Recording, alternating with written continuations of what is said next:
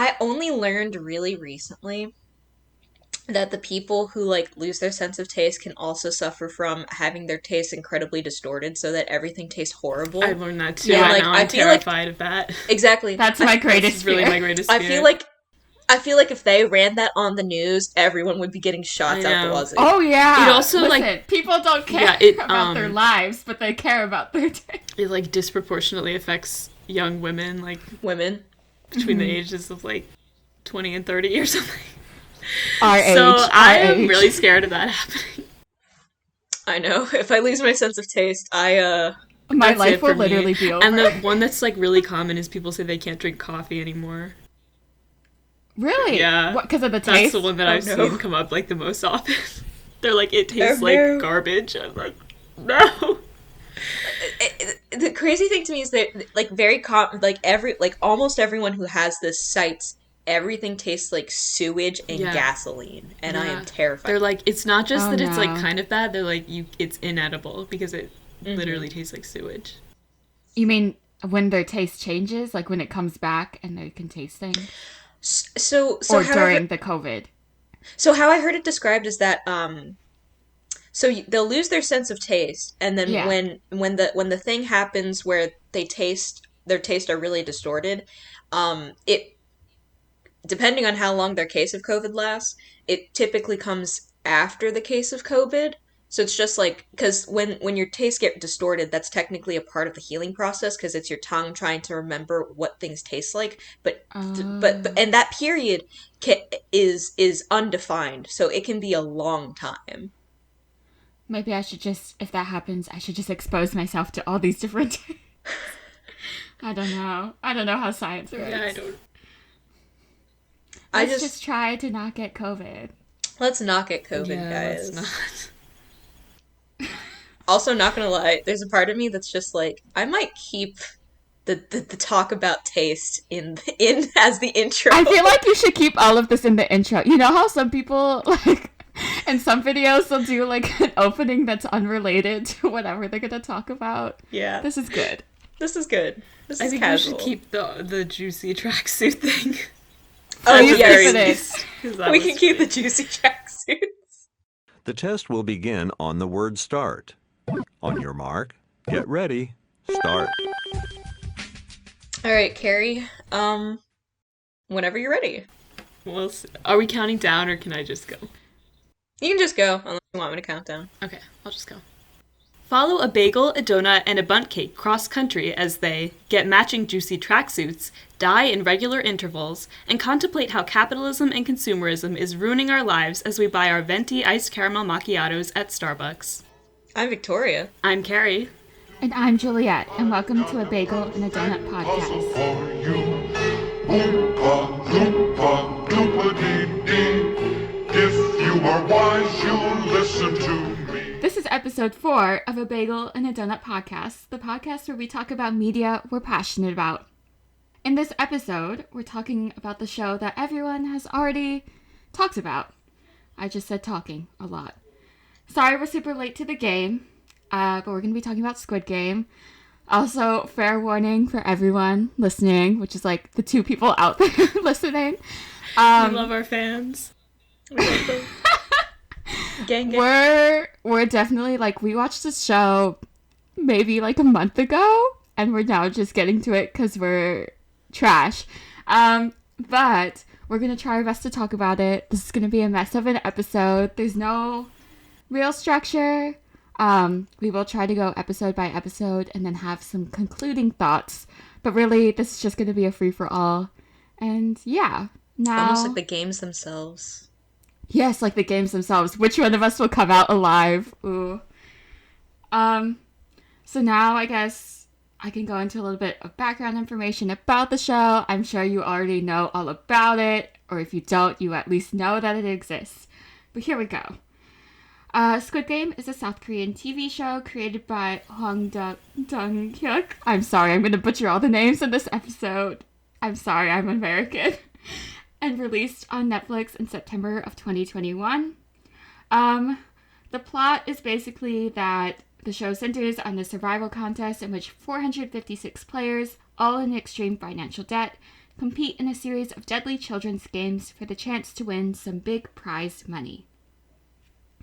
The cast includes the following actors whose names I'm also going to butcher. You want me to do it?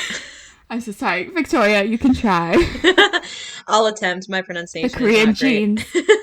My pronunciation is not great either. So we have the cast of Lee Jong-chae as Song Gi-hun. We have Park Hae-soo as Cho Sang-woo. We have Ho Yeon-jung as Kwon Sa-byuk. We have Anupam Tripathi as Abdullah Lee. We have Yang Soo-oh as Oh Il-nam. And we have Wi Ha-jun as Hwang Chun-ho. Woo! Yay. They're all really talented, and I really loved the cast of this show. Thanks. That's the end of the podcast. Woo! So, like I already said at the beginning, this is definitely going to be a little bit of a mess of an episode. And a lot of my thoughts will probably come down to I would have died at this moment in this game if I managed to survive to this point, because I definitely would not have won. And obviously, a spoiler warning, we're going to be talking about everything in the show. We're going to be spoiling everything in season 1. So if you're like one of the 3 people who haven't seen the show yet, maybe come back later and listen after you watched it. Or if you don't care about spoilers, then you're free to listen. Yay! So now I think how we're going to try to structure this is initially we're going to go episode by episode and briefly talk about our thoughts on each one. And then we'll go into characters and like general themes and conclusions at the end. Also, like I already said, we watched the show a while ago, and so I'm going to try and have very brief episode summaries at the beginning of each episode discussion, but they're not real summaries, they're just all I can remember from that episode. So let's go. Episode 1. Red light, green light. My episode summary is as follows. Don't join games some random dude on the street invites you to. Also, I would like to mention that the actor who plays the dude on the street, I don't remember his name, which is really bad, but he's in Train to Busan, so everyone knows him, and I love him, and he's great. Okay, so that was my summary of the episode. So I guess we can, like, thoughts on the episode. What did you all think about it as an introduction to the show? I mean, I think as an introductory episode, it's a really strong first episode. We get a sense of the main cast really quickly and how a lot of them are already tied together prior to the games. Also, wouldn't it suck if I'm like misremembering the episodes? But I'm pretty sure all of our main people are introduced in episode 1. I think so. Some of them, I think only Ki-hoon and then briefly Se-byuk is introduced before the games. We know that Sang-woo exists because we see his mom, but we don't actually see him until the games. And then obviously Ali and Il-nam. Except the only one that isn't introduced in the first episode, I guess, is the police officer. I don't think he comes in until episode 2. Yeah, and I'm not gonna remember anything about the police officer. The police officer, he's beautiful. But that's it. He means nothing to me. I'm sorry. I guess I thought it was a really good first episode. I mean, I watched the show after it had already really taken off and everyone was like, you gotta watch this show. And so I watched it. I was like, oh, this first episode is really great. It builds tension well. Obviously, the end where so many people get killed. Wow. What a cliffhanger, you know? And I think that's something that the show in general does really well. And I thought it was generally a good setup. There were, like, some things I was confused about. Like, I still don't understand how you play the Squid Game. And I know it's, like, a children's game. And it should be easy to understand. But I still don't completely understand it. Like, I vaguely do. I actually think it makes sense that it's kind of hard to understand because kids will add a bunch of arbitrary rules for no reason just for their own challenge because it makes sense in their heads. Yeah, and I think it's easier to understand when there are just 2 people playing. I guess we can talk about this later too, but the question I had was like, what if more than 2 people had been left at the end of the game?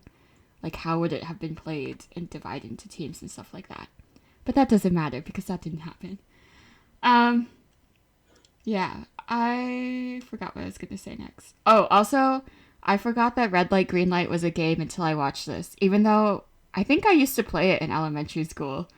But everyone was talking about, oh yeah, this is a game that is so familiar to us, and I was like, Red Light, Green Light? What is that? I don't know.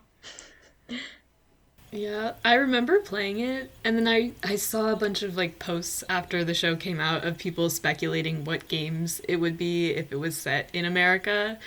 And I thought that was interesting because some of the games like we also play, or like I played growing up, like Red Light, Green Light, and Tug of War are like very common. Yeah, I wouldn't know what other games except for like tag or hide and seek, maybe, Yeah. but I don't. Hide and I don't seek. know. I think I saw Capture the Flag as one. I think that would be. Or kickball. Capture the flag would have been cool. Yeah. But it's true that these are all like kids' games and kids will invent arbitrary rules, but the difference here is like the stakes are deadly, which I also went into this episode not knowing much about the show, except that everybody said you need to watch this show. And I remember this episode like contained so much, and then when they finally got to the game, I didn't know what to expect. Like I vaguely knew, and I remember like sitting there shocked by it and like, wow, that was a lot. And then it was like late at night and I went to bed and like immediately had a nightmare about it. But so great episode, very effective.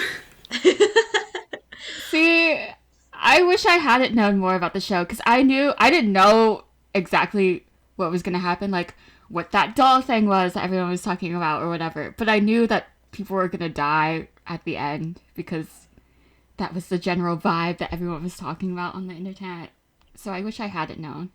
See, and then you have me where, because I had already, like, at least seen enough on Twitter, I was just like, well, I'm just gonna read the Wikipedia plot summaries for every episode except for the last That's episode. right. So I did, so I read all the plot summaries, and I was just like, all right, let's go. And it's interesting when you already know what's gonna happen, except for the last episode, which I kind of like what I did, because the last episode was truly unknown and shocking to me.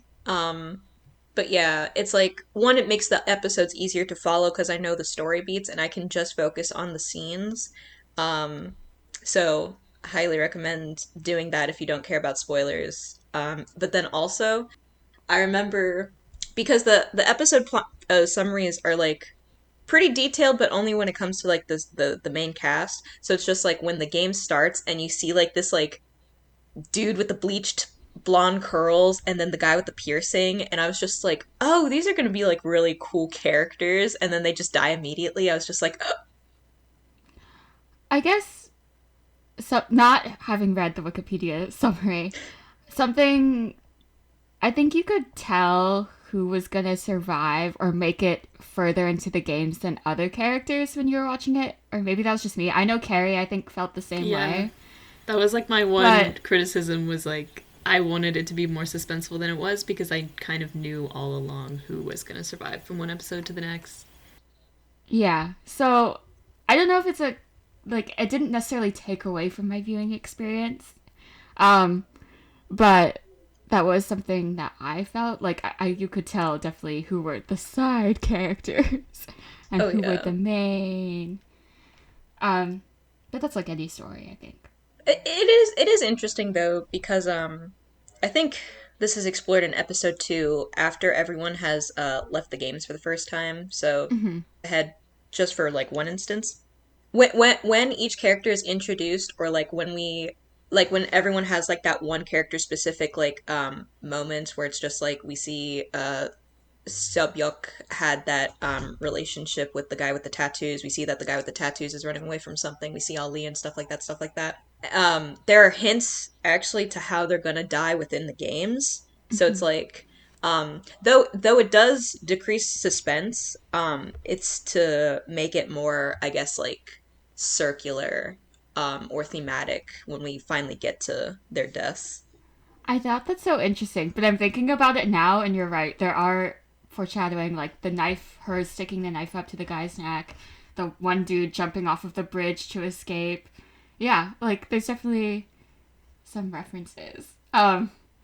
So I think that's cool. I think the show is definitely well thought out from the very beginning, even with how they introduce characters, so how they introduce Ki-hoon and kind of his situation, because I think he comes off as very unsympathetic in the beginning, even though I sympathize a little bit with him because you can see that he really does want to try to be there for his daughter more, and he really does care about her. But that doesn't change the fact that he's very absent in her life and isn't a very stable father figure for her. And so I think it's good that they introduce him as unsympathetic in the beginning. Like, he's basically stealing from his mom. He's wastes all of his money on gambling and everything like that. Because I think that's, in general, maybe how we are taught to see certain people as, like, unsympathetic. When obviously there are systematic reasons that are outside of their control that also contribute to the position that they're in. Yeah.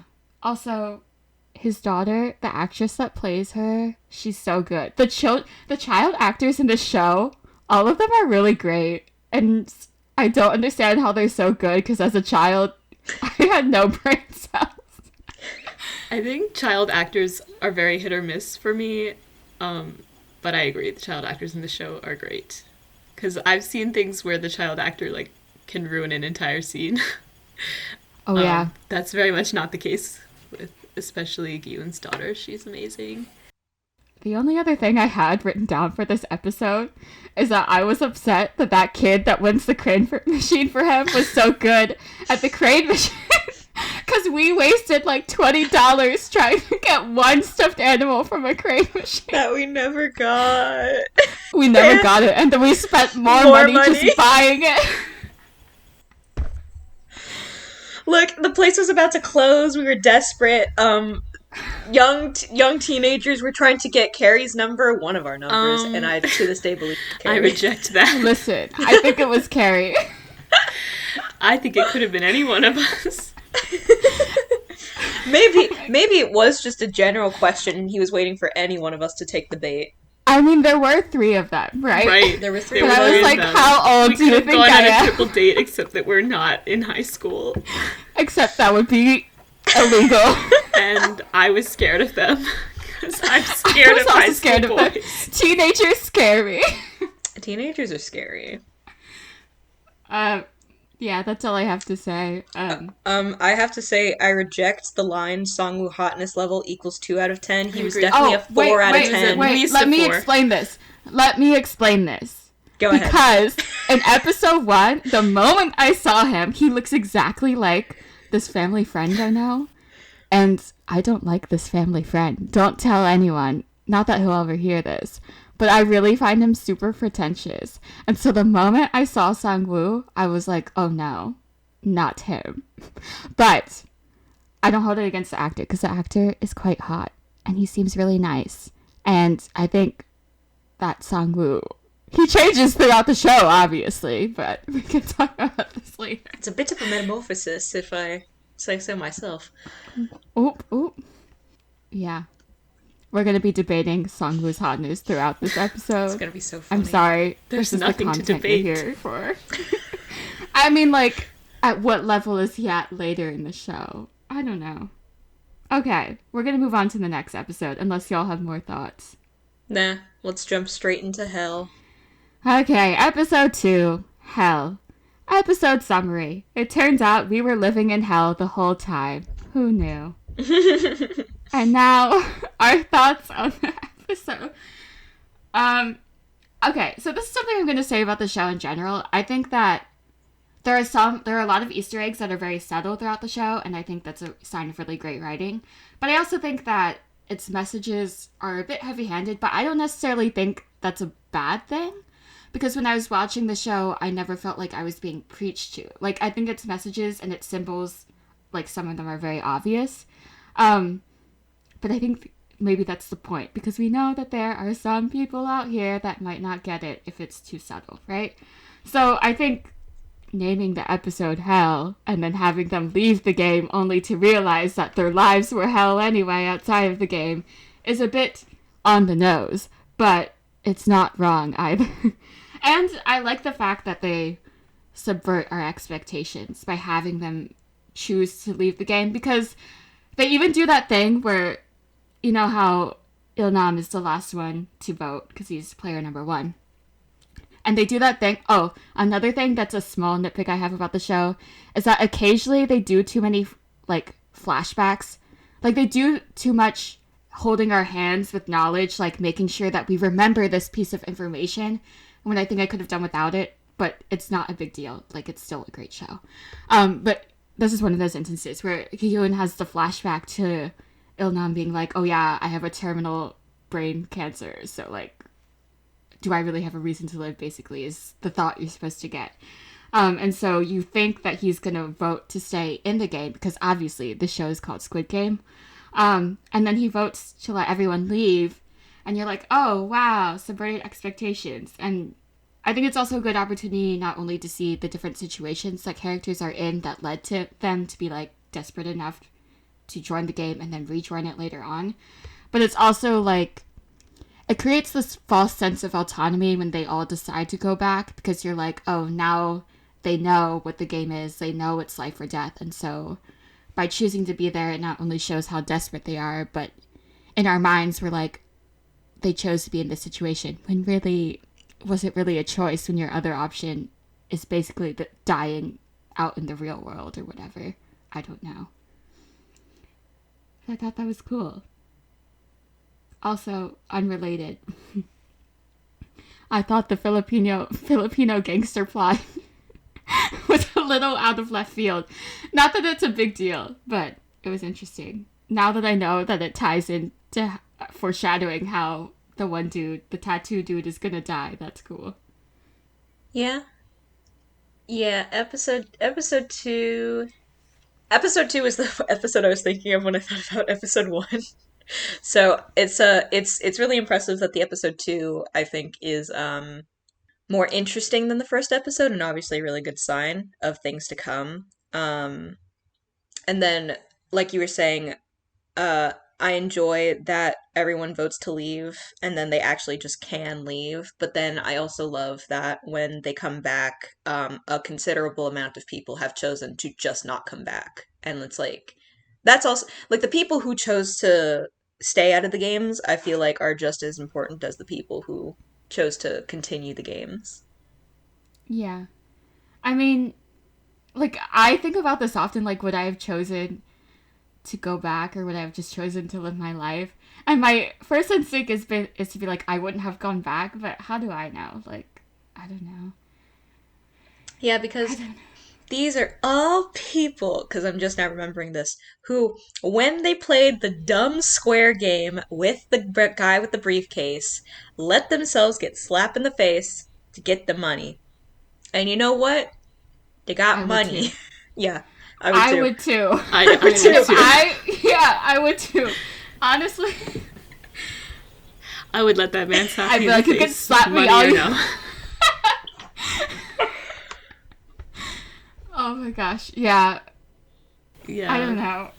I will say, I don't know if this is an unpopular opinion. I did not love this episode because I felt like it kind of lost momentum, and it seemed like maybe we didn't need a whole episode to get the point across that, like, the real world is hell and they're going to go back into the game, because the show is called Squid Game, as we said, so we know that they're going to go back into the game eventually. But it felt kind of like, I understand why we have this whole episode, and it does, once you watch the rest of the show, I think it does feel necessary to the whole narrative. But at the time when I was watching it, I was like, let's just get back to the game. No, I think that's super fair. Especially because I really think, Carrie, you and I have a mindset about the games because we have watched so much Survivor. When the games happen, we're just Yeah. like, okay, it's all about survival. No morals, just Survivor. I don't know. I think it worked better for certain characters for me than others. Like, I don't think we ever would have learned about, like, Ali's backstory unless we had this episode, so I think it was valuable in that sense. But I can see what you mean. Because obviously we all knew that they were going to go back to the games. Wouldn't that be wild if they didn't? Yeah, and it just becomes they a just slice of did. life. Yes, that would be so Yeah. fun. I would still watch that. The only other thing I had to say was that I thought it was interesting that the front man, is that the dude's name? Or what they call him? The front man? Yeah, the one who's like overseeing the games. Yeah, kind of. Yeah. I thought it was interesting that he described like their little vote as a democratic process. When it kind of, like, I guess in a sense it is because they're voting on whether or not to leave, but it's also not because like they're still being coerced into being in this game, and I don't know. It's just an interesting way of showing how things can seem equal or fair on the surface and then obviously actually be corrupt. And I think that's something that this show does a lot, and we'll probably be talking about that a lot more. But just something worth mentioning. I can speak English. English is hard. I can't speak any language. If I had because while we're on the topic of just like, I guess criticism-esque things, if I had one like major, I have a major criticism, but we'll get to it later. But a minor major criticism I have is that I genuinely kind of think the episodes are a little too long. I think they could have been shorter. I agree. I think Yeah, I have a short attention span, so I also agree. I think also it's because some episodes it feels like they're 2 episodes in one, because there'll be like a beginning mini story and then like a separate end mini story, and so I think that also makes it feel longer sometimes. So episode 3, all the players have gone back into the game, so we're back in the games now. Episode 3 is called The Man with the Umbrella. Our episode summary: choose your starter Pokemon. Circle, triangle, star, umbrella. In this case, I think the umbrella is Pikachu. But that's just my opinion. Yes. So general thoughts about this episode. My first thought, whenever I think about this episode, is how I would be dead. Because I would have chosen the umbrella. My first thought was, of course I'm going with the umbrella. And then I would have died. That's all I have. Yeah, I think I would have survived red light, green light because I'm such a rule follower. Although I am very clumsy, so like I might have accidentally died. But I think I would get to this game. I think I would pick the circle because it's like kind of neutral. But then it has all those round edges, and I know I would get impatient and try to snap it off, and then that would be it. I genuinely have no idea what image, I couldn't think of the word for picture, what shape I would have chose, because I'm wondering if there's a part of me that would have chosen the triangle, because I did, was it called Mesa? I did Mesa Club in elementary school. I remember that. Yeah, and I was Whoa. I was a part of the bridge building team, and you learn really fast that the triangle's the best. Strongest. Yep, it's the strongest shape. But then there's a part of me that may have chosen the star because I like astral stuff. I like astrology and whatever. Yeah, I'm also just really bad at doing, like, tedious tasks with my hands. Like, anything where you have to put a small, like threading a piece of thread through a needle. I'm really bad at things like that because I get super impatient. So I'm pretty sure I'd be dead. I could do it, but not under that kind of pressure. Oh, no. I would crumble under the pressure like the piece of honey. I would be dead. The only other thing I think I had, I guess this is a question for you guys, or just a question I had in general, was like, at this point in the game, Songwoo and Ki-hoon and Ali and all of them, they have agreed to be a team and to work together. But then the moment, like right before they choose what shapes they want to go to, Songwoo has like, he kind of vaguely remembers playing this game as a child, so he kind of thinks he knows what the game is. But instead of telling the others, he just lets them like go off and each choose different shapes, even though he's pretty sure that the triangle will be the most advantageous option. And he even like momentarily almost stops Ki-hoon to tell him, but but then he doesn't. So I was curious, like, why at this point in the game it's still advantageous to be on a team. Like, they don't even know that only one person can win the games at this point. So why didn't he just tell the others? Like, I don't understand. Maybe it's meant to foreshadow that Sang-woo has a dark side and he will go to great lengths to win this game, but I don't think it really made sense. Like, I don't know. Yeah, I agree. I think it was mostly for the audience's benefit to show us that he wasn't a team player or that he wasn't going to be a team player. But I agree that it was not the best strategy because it's early enough in the game that you still need allies.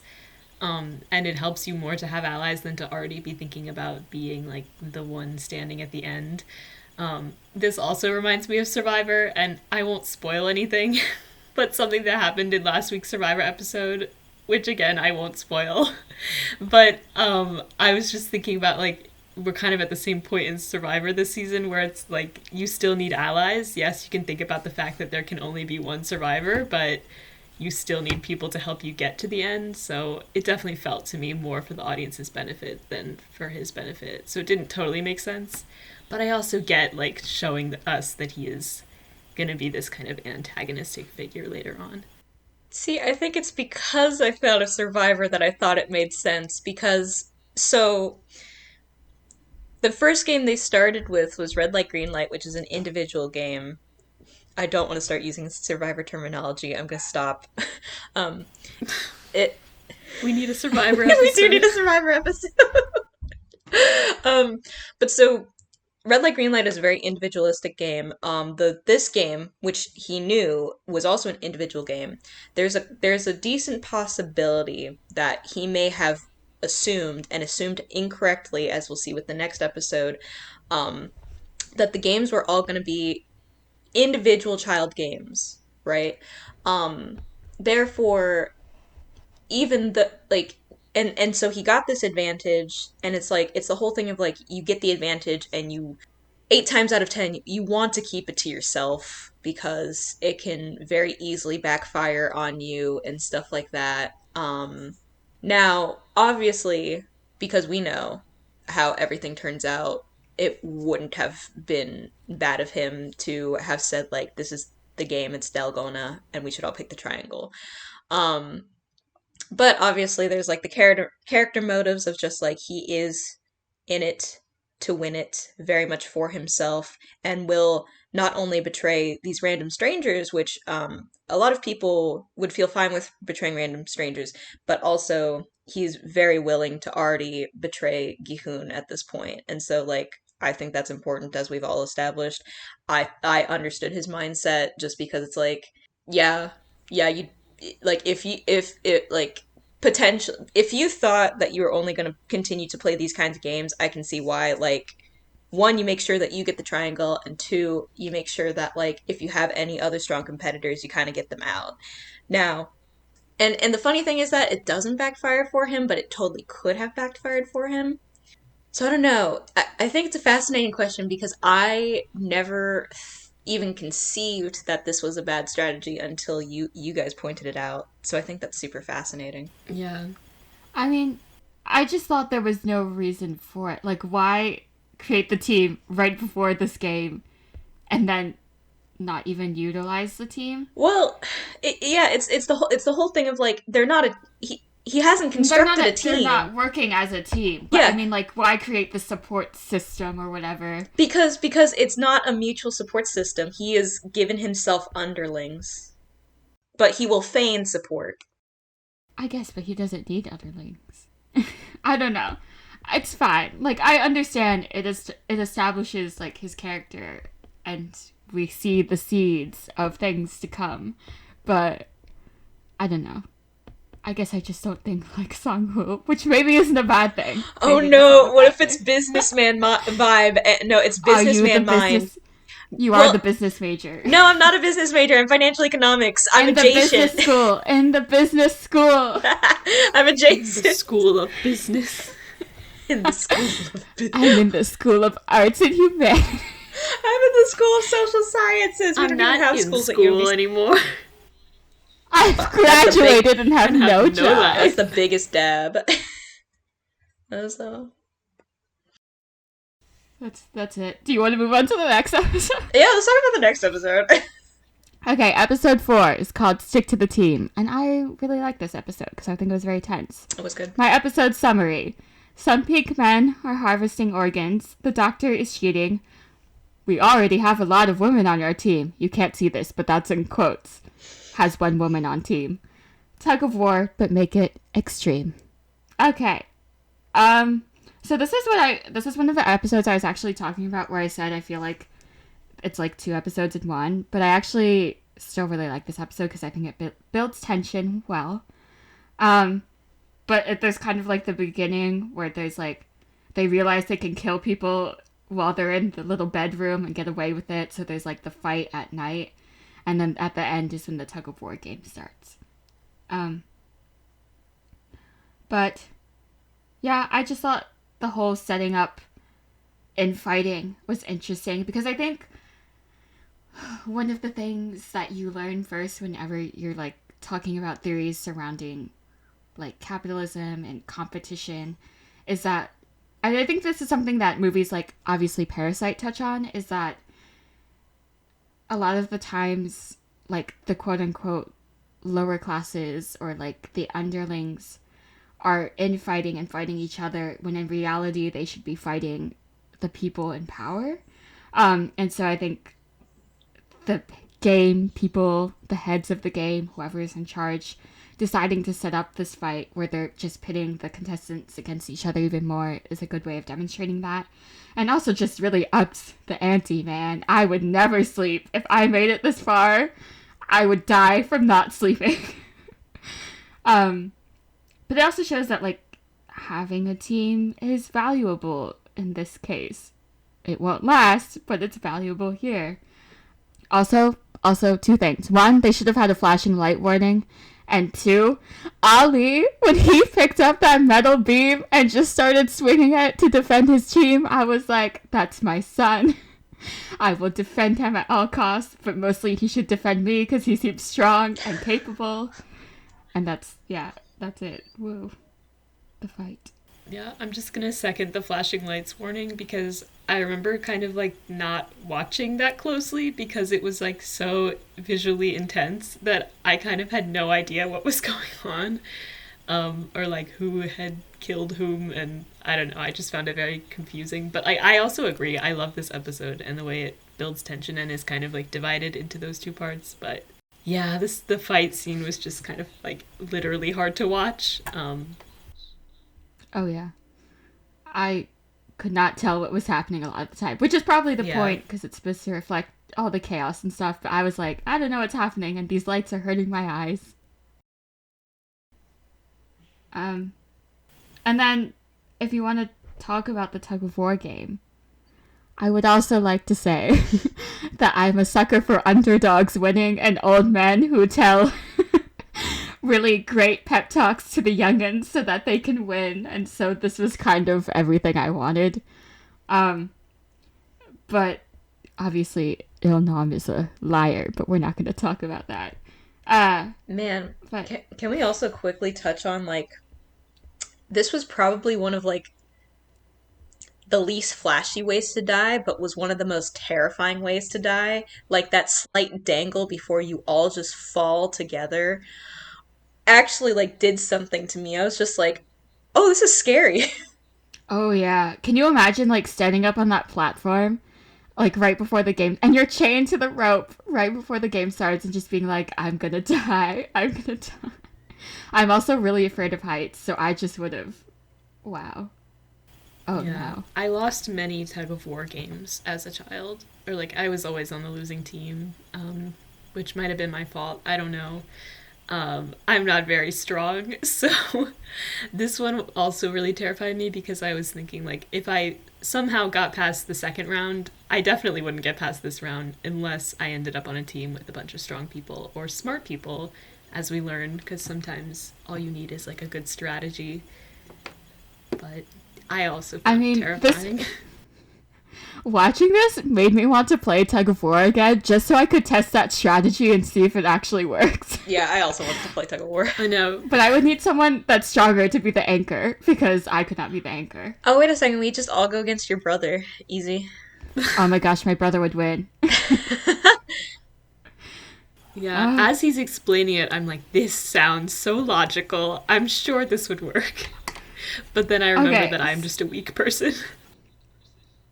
I'm just really clumsy and weak. I have no upper body strength. But apparently you don't need upper body strength. You just gotta believe in yourself the power and the of team. teamwork and friendship.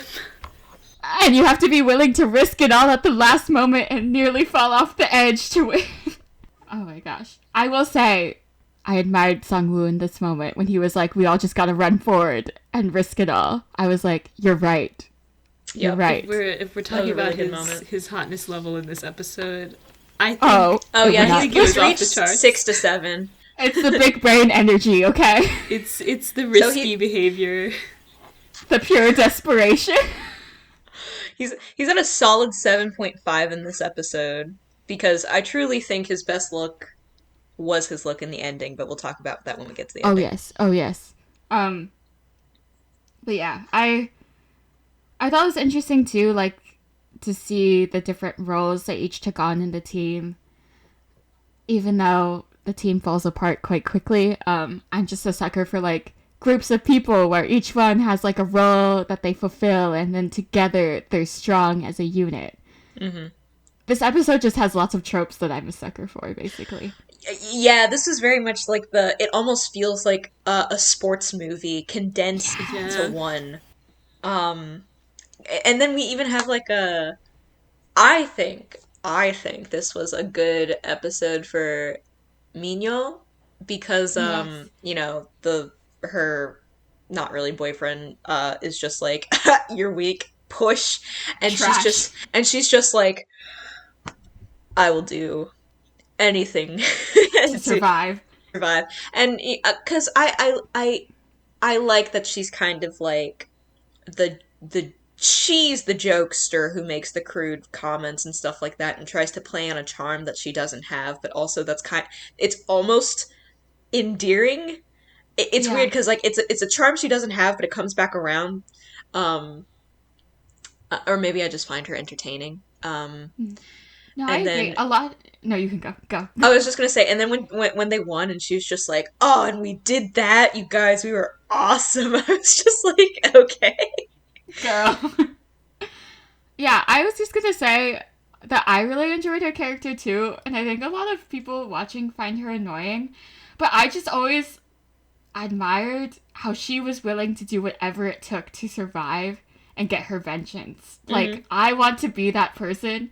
Even if she does some questionable things, I still admire, like, how much she was willing to do things to get to her end. Also, she's pretty funny. I think she's funny." Yeah, I find her very entertaining. I think it's possible that some people didn't like her because of how she comes across in the English dub, which...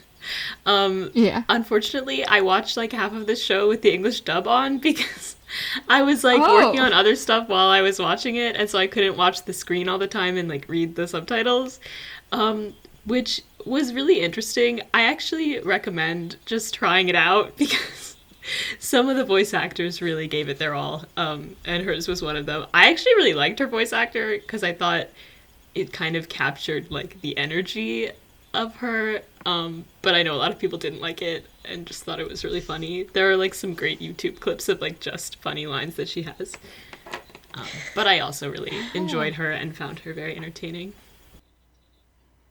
Now I want to go watch the dub. just a few seconds. The dub has some peaks and then some Some really really high lows. highs and some really low lows. Whew. There are very few shows where I attempted to watch the dub, and I've never gone back because, The only other thing I wanted to mention was, like, even though obviously Ki-hoon's team and all of them, they win based on, like, strategy and not pure brute strength, I still think it's interesting that the front man insist that this is a fair game, that everyone has an equal chance of winning, when a lot of these games, like, people still don't have an equal chance of winning. Like, some of them do require you to be physically stronger, or like you don't have to be physically stronger, but you have an advantage if you are. And like some people just aren't going to be on that equal playing field, right? Or like people like Ali who don't have experience growing up playing Korean children's games. Like they're not going to have the same advantage that someone like Song-woo has or something like that. And obviously maybe it's more about equality of opportunity, so they all have the opportunity to play this game and win the money or whatever. But I just still think it's just like another point of it's the illusion of having equality when nothing is ever actually equal. And obviously it's not equal because they're all contestants in this game being overseen by all these rich people, overlords and stuff like that. I was about to say... Oh, you can go ahead, Karen. I was basically just gonna echo that, but yeah, there's like this emphasis throughout the show on fairness and like leveling the playing field, but it is true that they all come in with different experiences, and that like immediately makes things unfair. Like when Sung-woo knew what the second game was going to be, or even like I can't remember what episode it was in, but when people were like stealing extra food, there's like just little things like that that can give somebody an advantage over someone else, even as like the people who are leading the game are claiming that everything is fair, and that they're all coming in on a level playing field. We know that they're not, which, of course, applies to society. Yeah.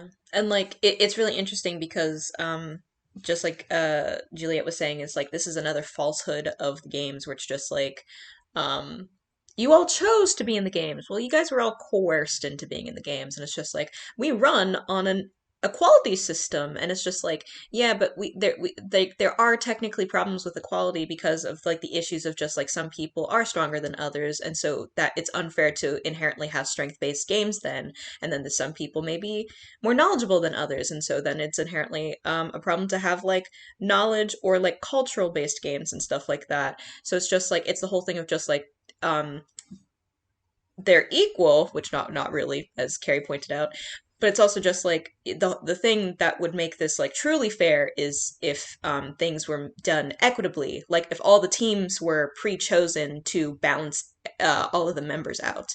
That would have been very interesting and also more fair. Well, I think it's also, yeah, I agree with everything you said. And I think it's interesting that they want to insist that everyone chose to be here. And technically people chose to be here. But I don't think you can say that they had informed consent still, because I think people still thought that more than one person could win. You never told them, like that man and wife, Yeah. husband and wife duo. Man and wife. Like, I'm pretty sure they... I now pronounce you man and wife. I'm pretty sure they didn't come back into the games thinking that like only one of them could win, right? Because at that point, I'm pretty sure one of them would have stayed out. So I don't think you can say that they necessarily had informed consent there. And two, this whole idea of freedom, like, if you're choosing between two options that are terrible, can you say that you have real freedom? And I don't think that you can say that, right? So I don't know. It's interesting. Yeah. Good. Also, not to bring up Survivor again, but I'm totally gonna bring up Survivor again. I was like binge watching YouTube videos yesterday while feverish from my booster shot on like just Survivor videos, and somebody was talking about like the worst challenges that they've ever had on Survivor, and some of them are truly torturous. But one thing that they do in some of these like endurance challenges is they'll adjust for like the physical attributes of the players. So like if it involves like standing on a surface and like holding something or whatever the challenge is, they'll like adjust for your height and weight.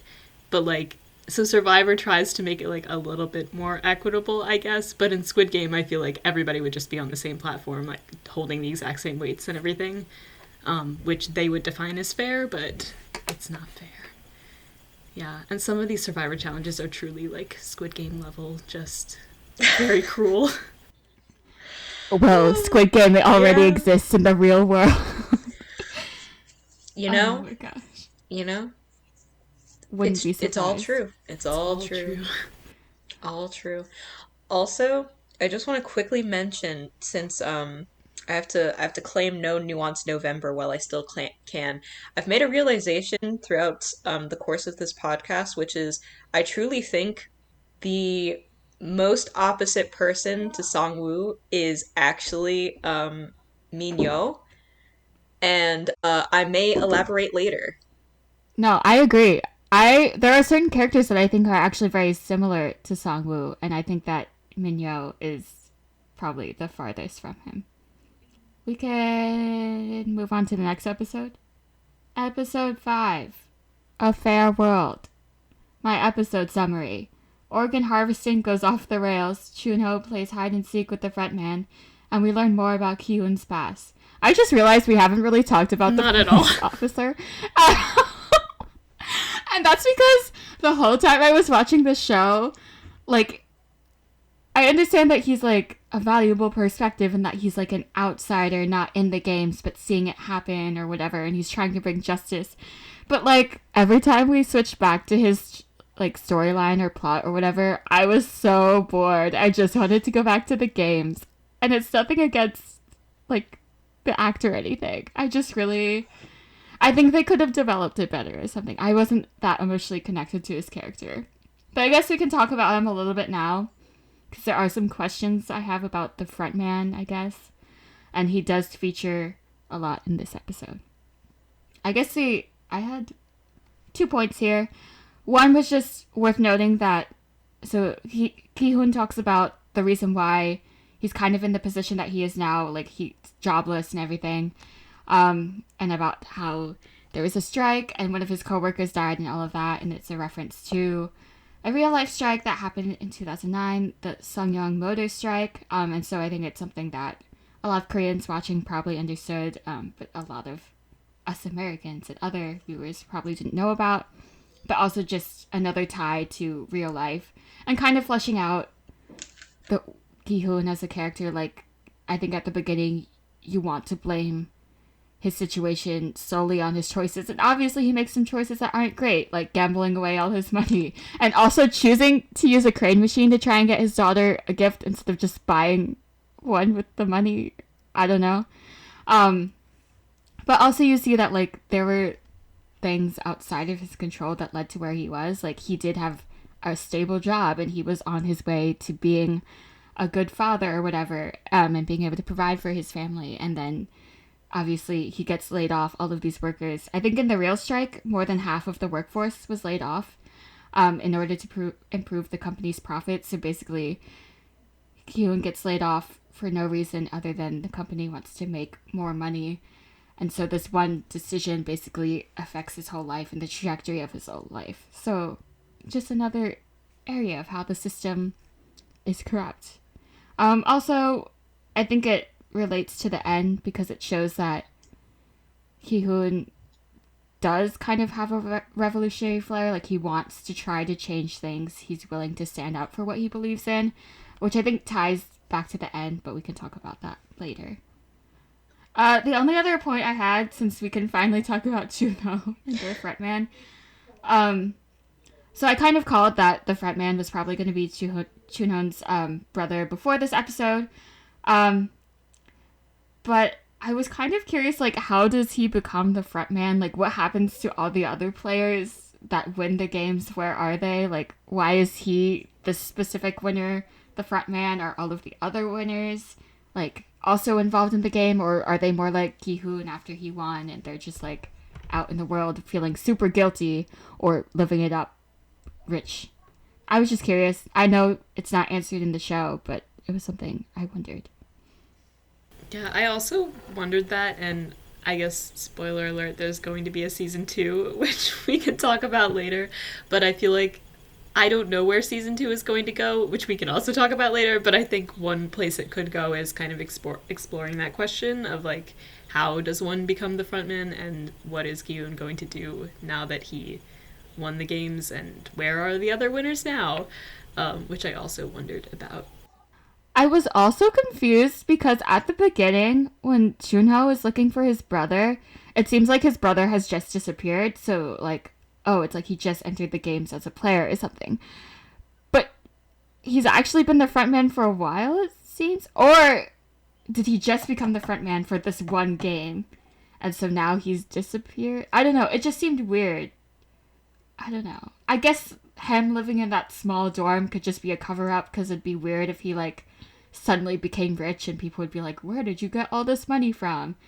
I don't know. I don't remember how Junho described it when he was first introduced and was talking about like I have a missing brother and stuff like that because I was under the assumption that the brother was gone for a while. Um and then I want to say it's almost like very confirmed that the brother did not become the front man until this specific game because he was just like an assistant to redacted until we get there. But the frontman was never the one in charge. Like, the frontman is like Yeah. a manager, and then there's the CEO, Yeah, right? yeah, yeah, yeah, yeah, yeah. But he was never. I don't know. I don't know how this works. I was just confused because Junho started looking for his brother. Like, why, if he was gone for that long, like missing for that long, and you're a police officer, why wouldn't you start looking earlier? I guess. Again, I think this is why his story arcs or his anytime the camera focuses on him, it's just not amazing because I don't think he was the most well conceived character. You're right. You're right. That's all I had to say. No, and I no, I think that's valid. Yeah, I will say I totally thought that his brother was one of the current contestants at the beginning, and then I like slowly figured out that that's not what was going on. And I agree that he wasn't the most compelling character, although I think his perspective is necessary because we wouldn't see any of it otherwise. The kind of like behind the scenes, but I agree. I kind of zone out every time he's on screen, and I just want to get back to the games. It is really interesting though because it's like we have the character of the doctor, so it's just like something they could have done is just scrap the whole detective line because again, it doesn't really it gets no closure, therefore it's not necessary. And the most important role it plays is the POV things of how the inside of the game works, right? So just have more characters like the doctor who either like it's someone from within the game who snuck out or has made a deal where they can sneak out, pretend to be like one of like the pink people, and then right before the game start come back again like the doctor because like he was coming and going in the middle of the night as well. So just have like or at least more than one character try to do it. We could have just had the perspective of the front man as well because like that's kind of interesting to like see because they have the inner workings and then just see their perspective as someone who's just like yeah, this is just my job. This is just my life now. Yeah, I guess another question I had that I don't expect any of us to be able to answer was like, how do people get the job as like the pink people, the triangles, squares, circles? Like, it almost seems like they're also obviously in subordinate positions, but like also cogs in this machine, and like how much power do they have and all that stuff. And I assume that's probably something that will be explored in season 2. Who knows? But we can move on to the next episode. The episode that everyone talks about and cries about or whatever. Because it's the best episode. It is the best episode. Episode 6, called Kanbu? Maybe? Who knows? And episode summary. Friendship means stabbing each other in the back, right? Right? Yes. Yes. Only one of us will make it out of this podcast. So, my first thing that I wanted to mention about this episode is that I'm upset that I knew it was going to be an emotionally draining episode because everyone on the internet was talking about how episode 6 broke their heart and they were crying. Because I wish I would have gone into it not knowing that it was going to be an emotional episode because I obviously expected people to die in this episode and I could guess who was going to die. So there's that. But it doesn't mean that I didn't like tear up watching it. I still teared up watching it, specifically with Sebyuk and Chiyoung. and then obviously Ali crying. So I still teared up, but I think it would have had more of an emotional impact if I didn't know. Obviously, Victoria read the Wikipedia summary, so she knew what was gonna happen. And I still cried. I still cried. Yeah. I'm still an emotional person. But also, we haven't talked about Se-byuk a lot, but I would just like to say, I would lay down my life for her. Her and Chiyoung deserve to have survived and been able to go visit Jeju Island together. I wanted them to make it out. Every time she was like, oh yeah, we can do this thing together after we get out. And then she realized that one of them had to die. I was like, leave me now. And the best, saddest, funniest part was that she did it multiple times. Yeah. Because she was just so happy talking to Se-byuk. And who wouldn't be happy talking to Se-byuk? I mean, it almost makes you wonder, like, the reason that, so I guess we could talk about it now. The reason that Chiyoung chooses to let Se-byuk live is effectively that she tells Se-byuk that, you know, Chiyoung doesn't have a reason to live. She has no purpose, whereas Se-byuk does. She has her family that she wants to take care of, that she wants to save, and that she wants to work for. And I almost feel like maybe the reason Chiyoung didn't have a reason to live was because obviously she just got out of jail, and she didn't really have anyone that she was close to. But then she builds this little friendship with Se-byuk, and you wonder, like, when they were talking about doing all these things together, the things that they could have done, like, it's almost like her friendship with Se-byuk would have in turn given her purpose and a reason to get out of the games. But no, we can't have that because it's a corrupt system and everything is sad. So that just really made me sad. Also, it just broke my heart that Chiyoung said she didn't have a reason to live. Because I think maybe everyone feels that way sometimes. You're like, what is the purpose of life? Or the goals I'm working towards, there's no guarantee that I'll achieve them or that they'll come to fruition because I could die before it happens or I could fail or whatever. And so I think a lot of us feel that way sometimes. And so it just broke my heart. I was so sad. I would have rather Ki-hoon died. I would rather everyone else died except maybe Ali. I was gonna say. Except Ali. Ali, Se-byuk, and Chiyoung could have Live lived. in the final Yep. three. Yeah, they wouldn't have betrayed each other. Whatever. Okay. But yeah, that's all I had to say about that. I don't know if you guys want to talk more about Se-byuk and Chiyoung. I love them. I love them.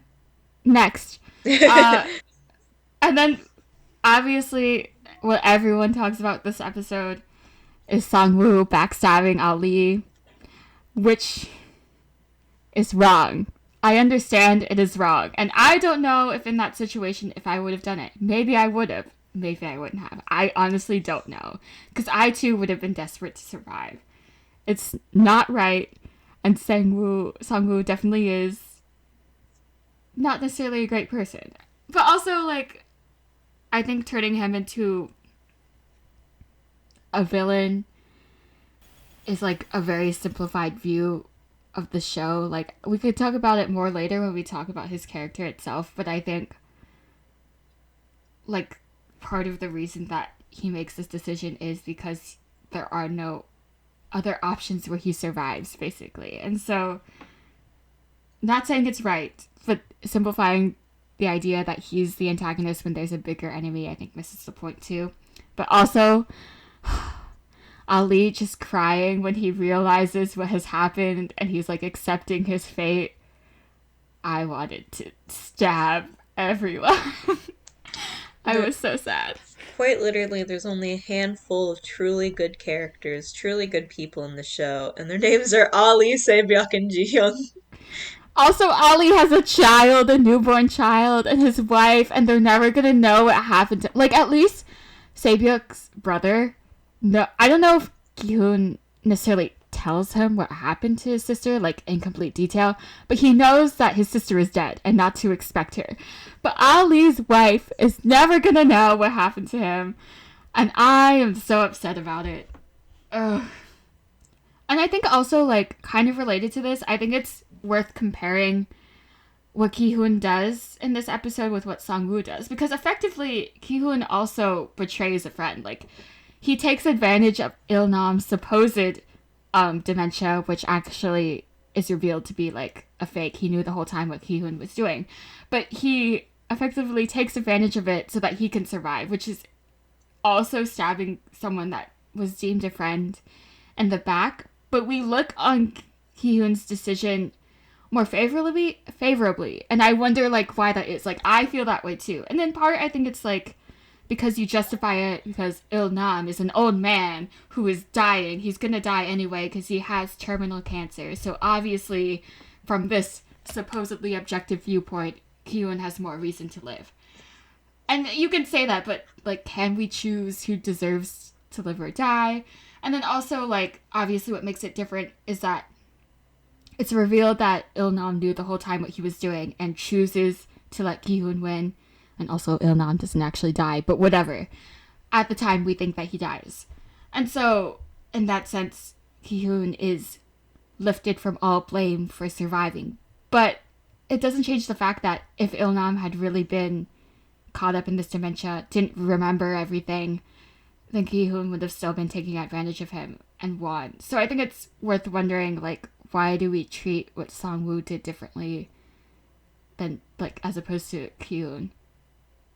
I don't know. Because I felt differently about it, too. It's just logically thinking about it. What makes it different? Maybe nothing. I think technically they are different. However, like, Gi-hoon shouldn't have gotten a pass necessarily. And I don't know if that's necessarily the way I want to word it, but oh no. But basically, song it's very easy to um not even just dislike Songwoo, but to despise Songwoo for what he did because he very intentionally betrayed Ali. And sure, and I've heard some people be like, yo, when Songwoo was like on his knees begging Ali, blah blah blah blah, crocodile tears, blah blah blah. I don't necessarily think that those tears were fake necessarily, but I do think that they were like for self-preservation first. He And that's was very emotionally manipulative. very emotionally manipulative, very, very despicable. Like these are all facts, and he very intentionally betrays Ali, and very intentionally is betraying his trust in him, which I feel like more people can relate to that and be hurt by that more than like Gi-hoon, where because Il-nam is just like, oh my gosh, this is my old neighborhood, I'm gonna try and find my house. And Gi-hoon for the whole episode is trying to be like, we really have to play this game. We really have to play this game. But I would argue that Ki-hoon is still betraying Il-nam's trust. Oh no, he Il-nam does. to know. Yeah. No, he does. But he does. I think maybe a difference is that we see Ki-hoon start to, like, tear up, and, like, when he realizes what he's doing, like, he doesn't feel good doing it. Not that Sang-woo necessarily does, but Sang-woo has a much more closed off reaction Well, so after he gets the marbles from Ali. yeah, Yeah. so the thing with Sangwoo is that he was always willing to betray Ali, whereas like Gi-hoon at the very beginning would have made it fair, then witnesses how as of right now he is not in a well state of mind, and and while he's in an ill state of mind, he will take advantage of that because he's clearly losing. He can't win fairly, therefore he has to betray him, and he does like objectively betray him. And it's like he feels bad about it, but he still did it, and he did it to completion. Um, and so it's just like it's a very similar act, but there are different motivations and emotions behind both of them, which makes them feel different. However, that does not necessarily mean that Gi-hoon should be treated more lightly, essentially, to Songwoo, because and like I think even Gi-hoon would agree Agree. with that, because isn't it like at the end of this episode or the beginning of the next episode he's just like, well, you just killed a person, and he's just like, well, you did too. I have no I idea if think I'm so. I can't remember the yeah. episode, but I think so. Yeah, so it's just like they get into a little tiff about that, and it's just like, yeah, it's true. It's like he did do that, and he also, you know, instead of portraying a very sweet and innocent man, a very like old and helpless man. So it's just like it's just very fascinating how it's like they're paralleled, but then there are like distinct differences between each. Therefore, I think it's valid to feel different ways about them, but like at the end of the day, it was still the same act of a betrayal of someone um, who essentially was helpless. Yeah, I just That's thought it my was thoughts. interesting because whenever I saw people talking about the episode, it was always like Song-woo that gets the biggest reaction, I think, with his betrayal. But I think Ki-hoon's betrayal also gets somewhat ignored in that sense. Um, the only other thing I had about this episode was that I saw somewhere, and I didn't think about this while watching it, but someone said that technically, since the only rules were that you had to get all of your opponent's Opponent's marbles. marbles, two partners could have just switched bags of marbles and won, like, and then both survived. So that's kind of sad now that you know that. But That's see, this is a really interesting point too, which basically pin that for when we get to the last episode because there's something that happens in that episode which people had issues about as well. okay, do you want to move on to the next episode? Okay. Episode 7 is called VIPs. The episode summary. Sweats and indecision. The number you choose determines the order you go in. Sweats with even more indecision. I would be so bad at these games because I am one of the most indecisive people. I'm so indecisive. Okay. Once again, a moment where I would have died because one, I am so deathly afraid of heights. I would have like shaken so badly that I fell off of the platform or like missed jumping. Also, the gaps between the glass platforms were so large, and I am a short person. How did people jump securely from one to the next? I'm surprised there weren't any people that like fell through the gaps.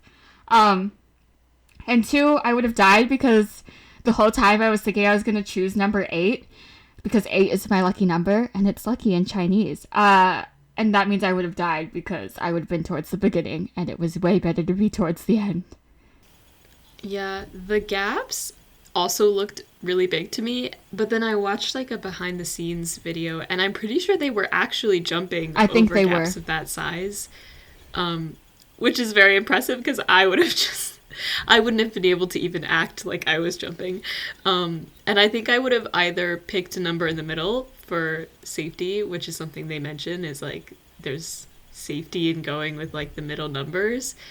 Or I would have waited too long and Yeah. then I would have had to take a number at the end and then I might have had a chance at surviving, but probably I would have just picked a middle number. Yeah. Another thing I wanted to mention is that I was really happy when Minya dragged the one dude off of the bridge with her because she finally got her vengeance. But I was also sad that like her getting her vengeance meant that she had to die with him. Obviously, she was willing to make that sacrifice, but I was still like, damn, you never really can escape them, huh? To take them down, you also gotta go down. So it's kind of sad about that, but also so happy when it happened. I just hate people like him. That's the tea. Something else. So this is when we first get the VIPs and our glimpses of the VIPs. And not to criticize this show too much, because I think this is something that also comes down a lot to like writing in a language that isn't your native language. And obviously the VIPs are speaking in mostly English, I think. But I just wanted to say that the dialogue of the VIPs is quite badly written. It's quite over the top. And it feels a lot of really awkward. And every time I watch it, I cringe a little bit, which I think maybe is the point. And obviously, like I said, I think it also comes down to like writing in English is hard, like if it's not your native language. And I'm pretty sure if I wrote something in Korean, it would be way worse. So much worse. So obviously, not the biggest criticism I have. It's meant to be over the top and cringy a little bit, I think. But still, I was like, this is not the best written dialogue. But I still think, like, once again, I was talking about how the show was, like, very on the nose with some of its messaging, which, again, I don't think is a bad thing. Obviously, the VIPs are meant to be references to how imperialism has influenced Korea, specifically with Western nations like the United States and obviously China, especially after the Korean War. And also point to the fact that a lot of the way Korea's economic system is now is like very similar to and maybe even based on Western economies like the United States. And so it's not just Korea that is like this, and also Korea is being influenced by, even coerced by, other nations. So there's that. Also, I thought the masks were cool.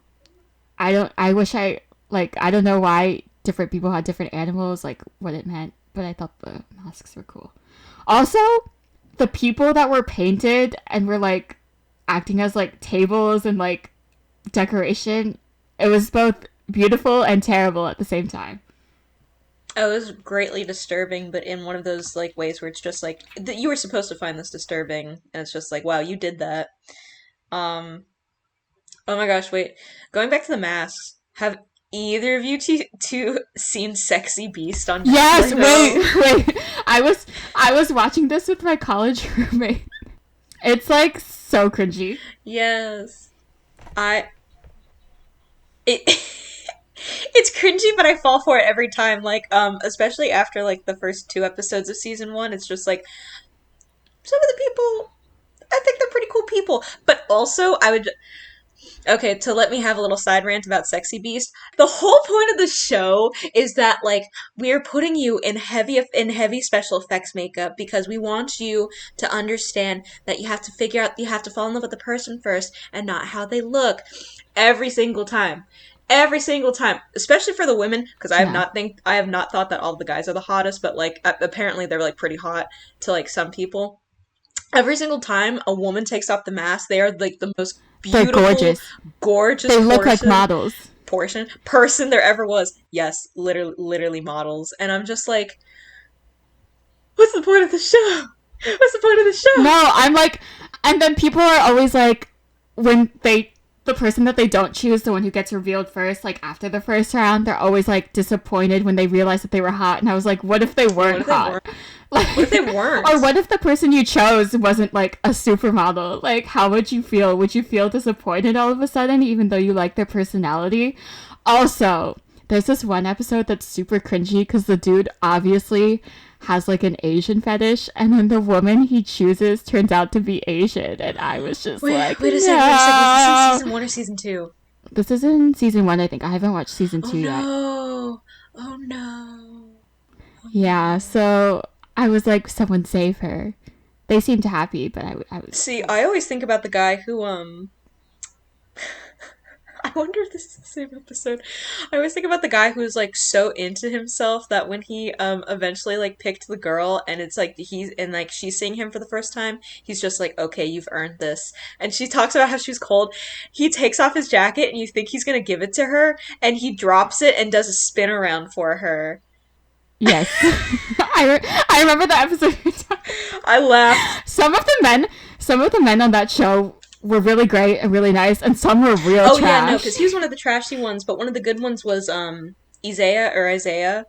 Yes, I He was loved very him. good. He was a very good boy. Anyway, Sorry, interlude over.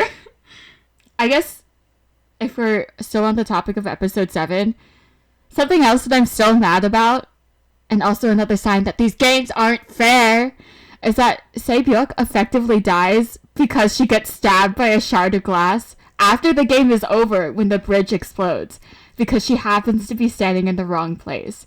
Like, obviously, that's not what causes her death directly. Song-woo does kill her, but she's in a weakened state to the point where she's probably gonna die anyway if she doesn't get killed because of that. And I'm so mad because it wasn't even like in the game, and I'm angry. She did not deserve that. I will say, I think this was my favorite episode just because there's a lot going on. Also, I didn't hate the dialogue of the VIPs, maybe because I was watching the English dub and I was used to like that English dialogue because the translation is not the best.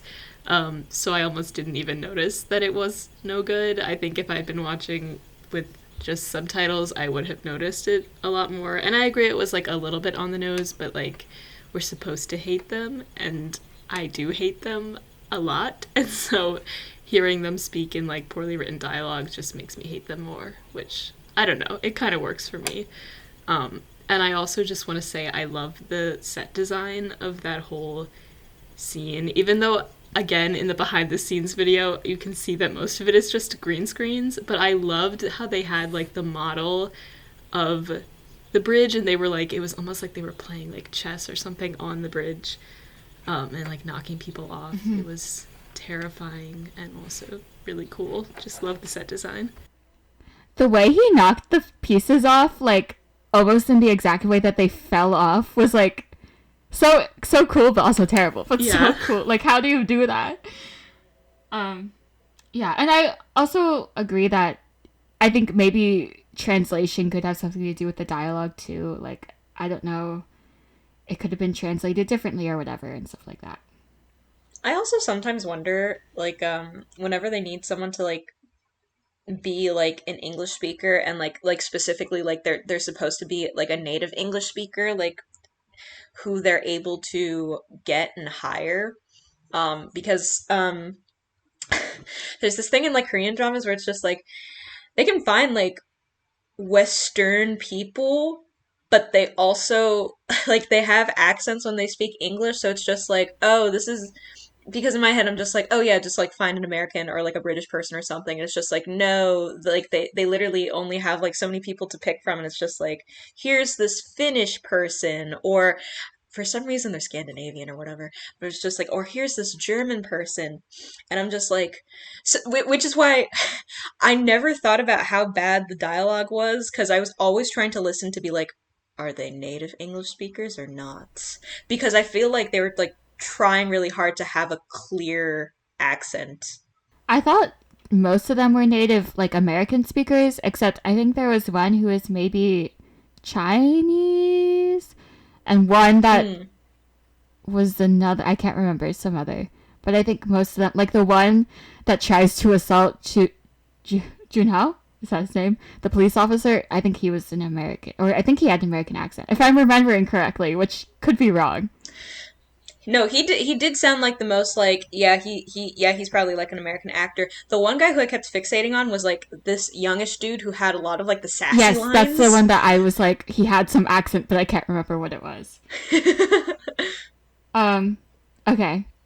Episode 8, if y'all want to move on, is called The Front Man. And the episode summary is in parentheses. I don't remember a lot of what happened in this episode. And parentheses. Things fell apart, part 8, the squeakening.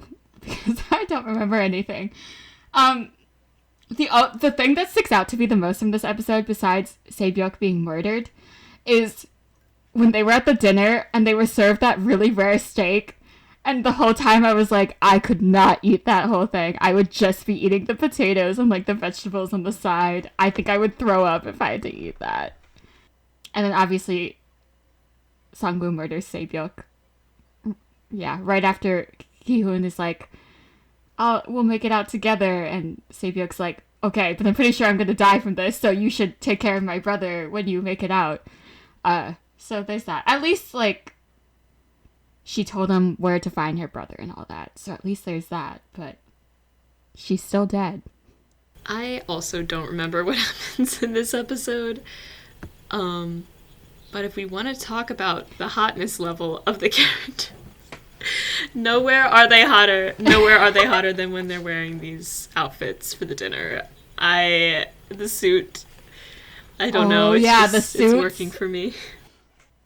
It made me so happy that all of them got suits. Like they didn't give Yes. Saebyok a dress. Like they're just like, no, it's all suits.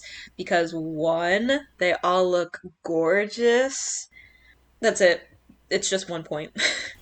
Also, I'm looking at the picture we have in our doc right now, and the suits are beautiful, but something that adds so much to it is the fact that they're either not wearing socks or they're wearing no-show socks, and somehow that makes their shoes look so much better. Like, wow, their ankles. Their ankles. Wow. I'm blushing at the ankles, like we're in Victorian times.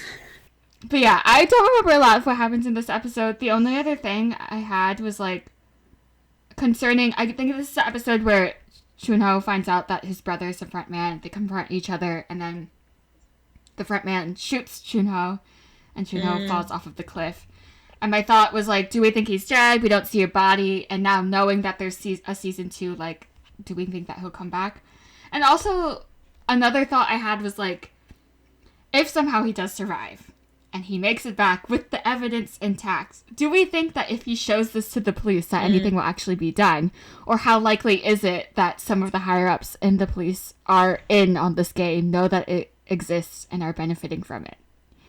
I mean, it's just a question. I think that's something that could be explored more in season 2 if he happens to be alive.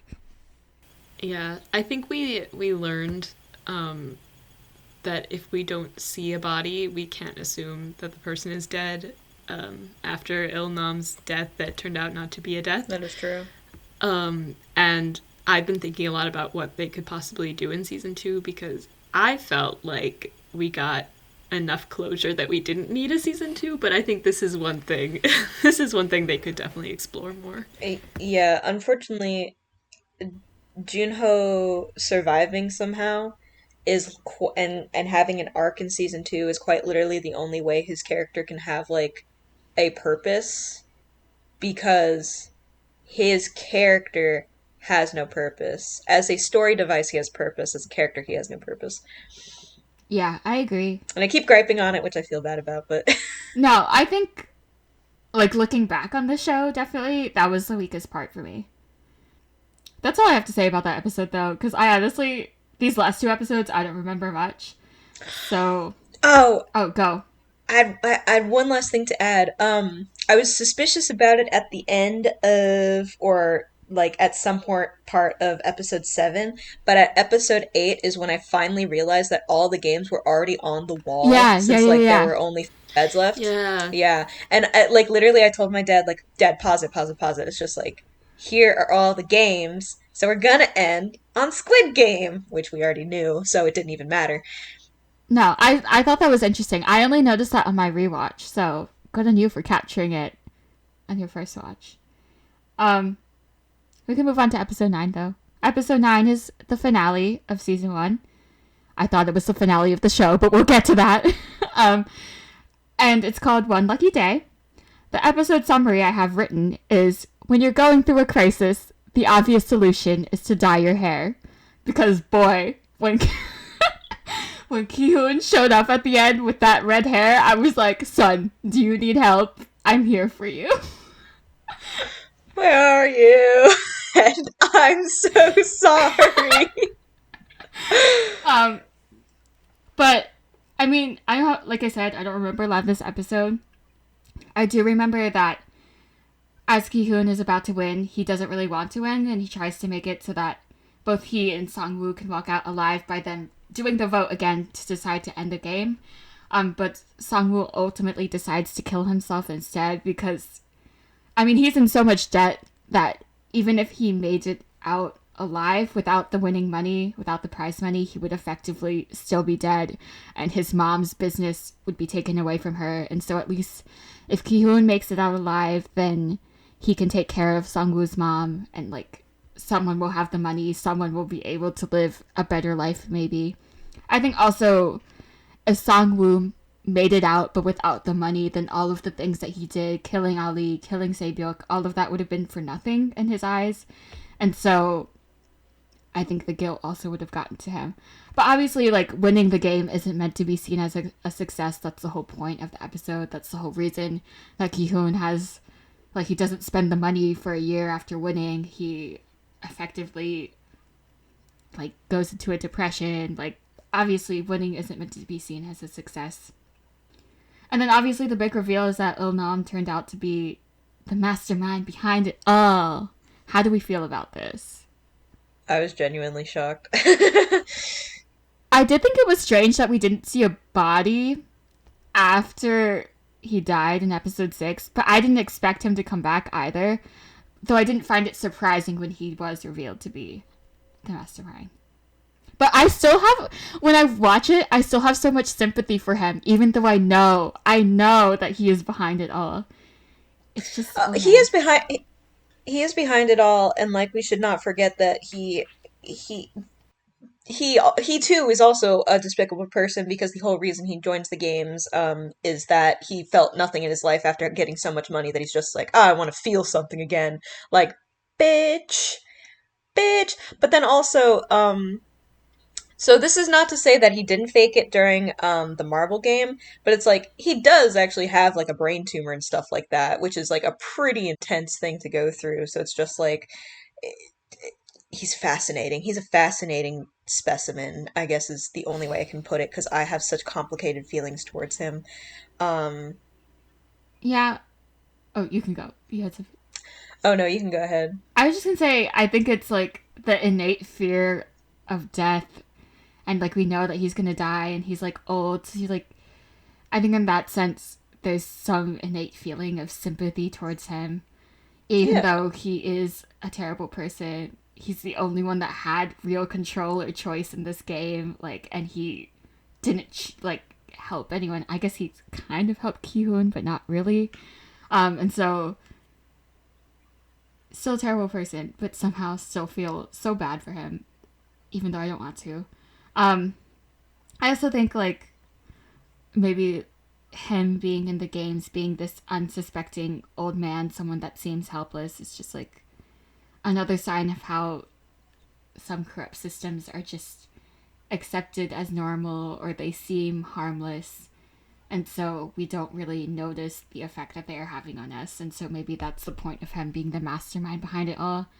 I still think the show would have worked fine if he wasn't revealed to have been alive still in the mastermind. Like, I would have still gotten the message fine, but I'm fine with this also being a twist, I guess is what I'm saying. It doesn't matter either way. Yeah. I wasn't especially surprised by it just because I had seen, not spoilers necessarily, but I had seen people talking about how they didn't like him before I watched the show. And then so while I was watching it, I kind of had in the back of my mind, like, I don't quite trust this guy. And I wish that I hadn't seen that because I wanted to experience watching the show and feeling really sorry for him and then getting that twist ending, which I didn't because I didn't really like him throughout.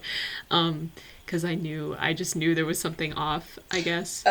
But I do think it's interesting how we are supposed to feel sorry for him, and he is supposed to be this helpless old man, and if you don't get the show spoiled for you, you probably do spend the whole time feeling really bad for him, and then you realize that even this character who we have sympathy for, who is, like, supposed to be a good person, because as we said earlier, like, not many of them are just purely good people, finding out that he is the worst kind of person can be, like, a real shock. But the one thing I did like about it, or I didn't like it, but I think it's interesting, is when you find out that he was doing it just for, like, his own entertainment. That was fascinating to me because I'm like, one thing that I questioned the whole time was, what is the point of this? Like, what is the motive? What is anybody getting out of it? And the answer is, like, kind of nothing, which can be very frustrating, but I don't know. I think it just makes sense that, like, sometimes the answer is just nothing. Mm-hmm. I also forget if we mentioned it during the tug of war episode, but it's actually revealed that he was never handcuffed to the rope, so he had no risk of dying. Oh, really? I heard Yeah. people mentioning that, but I didn't know if it was true or not. Like, I didn't go back to check, so I didn't know if it was accurate. I either saw the clip or a picture of it, and it's like, he actually, like, does not have the chains on him, which I thought was fascinating, how it's just like, we all blew over it. Yeah, so I guess, like, I wonder how much thrill could he get if there was no risk of him actually dying from the games. I don't know. I don't want to get in that mindset. But just curious. Also, Yeah. I don't want to be inside no, his head. I'm fine not being Yeah. in his head. Now I'm wondering if they had lost Tug of War and he had What would they lived, do? what Would they just have everybody to else kill all think? the other Like, what would they players? do? Yeah. Yeah. And then obviously we can talk about the ending. So at the end, Ki-hoon is about to get on a plane to Los Angeles to go see his daughter. And then he notices the man from the beginning playing the game with a different person to try and get them to join Squid Game. And he decides not to get on the plane and to go try and confront the man. He steals the card that has the triangle, circle, square on it, and calls the game people up again and is like, I'm gonna find you. I have a special set of skills, and I am Liam Neeson, and I don't know what the line is. But he's gonna basically take down the system. And I saw some people had some mixed feelings about this ending. Like, they were like, he shouldn't get off the plane. He's not growing as a character because he's still being a terrible father. He's abandoning his daughter, which in a sense is true. But I always liked the ending. I always thought it was good that it was ambiguous, which is why I didn't want a season 2. But I thought it was good that it was ambiguous because, like, we know that he's going to try to fight the system, but we don't know if he will succeed. And I think that's how a lot of things are with life. And 2, I thought it made sense. Like, not only for, like, a message standpoint, as in sometimes you have to give up parts of your life in order to fight a larger system, right? Or whatever, or in order to stand up for what is right. But I thought it made sense in that it aligned with his character. Like, he had already participated in this strike before to stand up for what he was right. And in the process, I don't want to say sacrifice his family, but made sacrifices in the family realm because he couldn't be there for his daughter's birth because he was stuck at this strike. So I think it's still in line with his character. And maybe we can say that means that he hasn't grown, but I think he has grown. It's just that it's not necessarily towards sacrificing his morals or his belief in what is right for, like, the good of his family. I don't know. It's a complicated thing, right? Because in the end, his daughter is still probably going to view him as a father that abandoned her, that was always absent or never there for her. But I also think that he has to do what he believes is right, if that makes sense. Yeah, no. And I think it's really interesting how you put it because it's like I've been also thinking about his decision to go back and try and stop the games. And instead of thinking about whether it's like going to be fruitful or not, what I was thinking about was how does he change? And I came to like some kind of like it's like a hazy theory conclusion where it's just like in the beginning of the show, he's a very individualistic guy, which is interesting because I think this is supposed to be actually one of the traits that is makes him seem charming, actually. But I could be wrong about the intention. But it's like he puts his needs and wants first, literally at the cost of like his family and stuff like that. But then it's revealed that like you said, he did the worker strike, which to be a part of a worker strikes, that's a very like collectivist thing. It's like you do it because not only do you want your rights, but you also believe that like all of your coworkers should also have these rights, and you are fighting together for this. And it's because of that moment that he has PTSD from. It's most likely because that's also when like his whole life changes that he becomes a more individualistic person, and then him deciding not to go to his daughter. Um, yeah, makes his like how good of a father are you status questionable. However, because he's abandoning that to go back to the games and try and save other people from the games, that's a return to his like collectivist thought pattern and possibly a return to how he was before the worker strike. But that's like a loose thing I've been thinking about only today. No, I think that makes sense. I think it's also like, even though if he were to get on that plane, it would be like helping his family, it would still be a very individualistic choice in the sense if we're comparing it to deciding to go back and trying to stop the games, because ultimately it would only be him and I guess his family, but him that benefits from it, and it would kind of be seen as a selfish choice in this case if the other option is to try and save other people. Like, either you can go on ignoring that the system exists and that you are in the position that you are now, able to go see your daughter because you won this game, because of the system. Even if you aren't happy about it, you're still in this position because you won the game. And so you could either go on trying to ignore that, or you can confront it and try to stop it and try to help other people. Which I think is, like you said, the more collectivistic choice and something that he's leaning towards. I don't know. It's interesting. I always thought that in my eyes, I liked the decision that he made.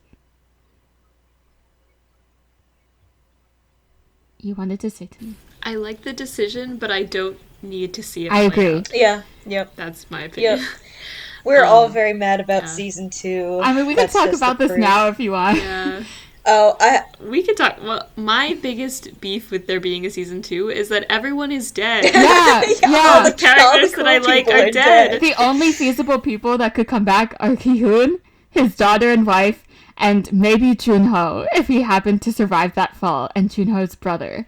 Yeah. Like, there's not going to be, unless, like, there's, like, flashbacks or something. Or Saebyuk has a twin.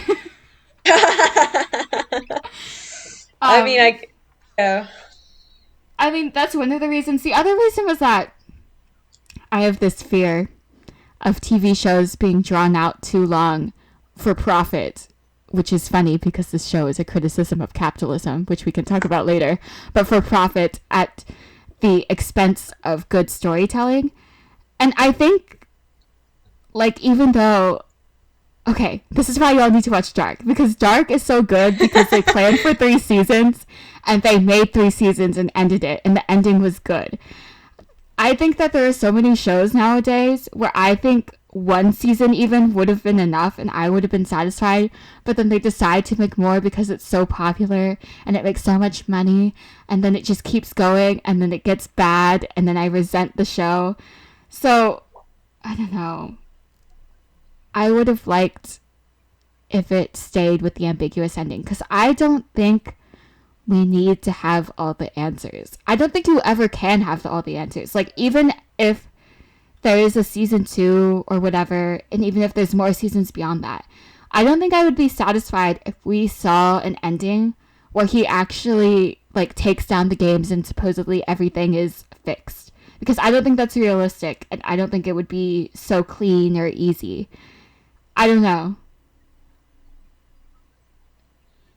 Yeah, I don't even necessarily want the answers. Yeah. And I also, one other thing is I know the creator of the show spent like many years writing this script and developing this script, and if there's a season 2, which there will be, there's going to be demand for it to come out quickly, and I just worry that it's going to be rushed and it can't live up to season 1. I think no matter what, it can't live up to season 1.